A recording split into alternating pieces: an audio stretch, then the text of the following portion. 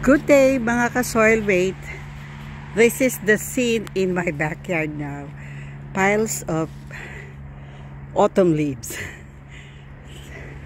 The big maple tree started to shed all the leaves. All of them are yellow, while the big cedar tree remains the same, although there were brown spots. So ito po ang aking gagawin this Sunday morning. Good day. Welcome back to my channel. Cleaning time again because Monday is our garbage collection day. So, my daughter helped me because she's on her day off to gather all the leaves in front of the grape vine. So, nakita niyo yung grape namin. Ano na, talagang totally brown na ang color ng leaves. Wala nang bunga because they were all eaten by crow. But yung aming roses is still blooming. The pink one, you could see. So yung aming image, tinakpan namin to protect them from heavy rain in the last 3 days. So look at the roses, they're still blooming. Ganda. So, kahit very cold ang weather, it's still good for them. The good thing, yung rose ko po na pastel color, which was given by the Cadornigas, wala na po siyang black spot. I think it was treated by water and a few drops of Dawn liquid soap. So, yan, no? So this is the Unimus, still there. But look at the guard mates it has created. And yan po yung aming deck. Punong-puno pa rin ng I have sweep all the dried leaves 2 days ago, but I rested for 2 days. Ito na po ang result, parang pinabayaan ng 1 week. However, in the next 15 minutes, it will all be cleaned up. So, this is all for today.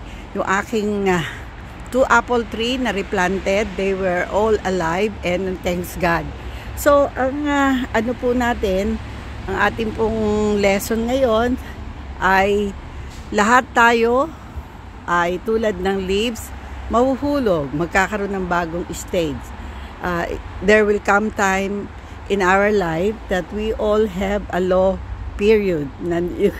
Tapos, after that, pag nag-spring uli, parang high uli tayo. Another life uli tayo.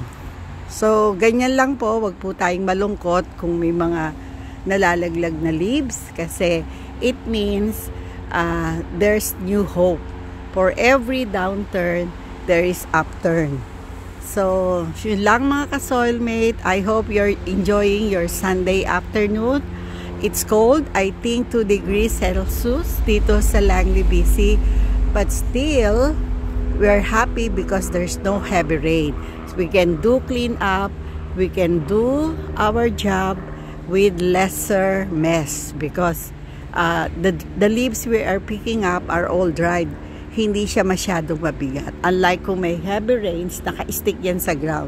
Ito yung kagandahan pag autumn, malalaglag yung leaves and then later on, makikita mo, pag naipon na yun sa ground, biglang aaraw, time for you to clean up. Parang yung nature there is, parang may schedule siya ng cleaning up. No? Binibigyan tayo ng chance to clean up kasi papagandahin niya yung weather. See, at ganda-ganda ng sunshine, no? It's already quite late in the afternoon, about 3 na yata, almost 3. Pero look at the sunshine, no? Ang ganda ng mixture of green and yellow and brown. So this is all for today. Enjoy yourself. Enjoy your Sunday afternoon. Hoping that everyone is well. Don't forget your flu shot because most of the time, pag ganito yung weather, mas maraming sakit, maraming colds, may flu. Kaya nga sinasabi, autumn is a flu season.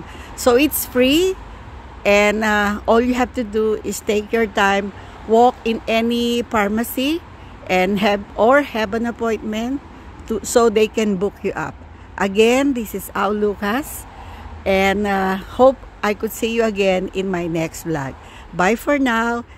Thank you.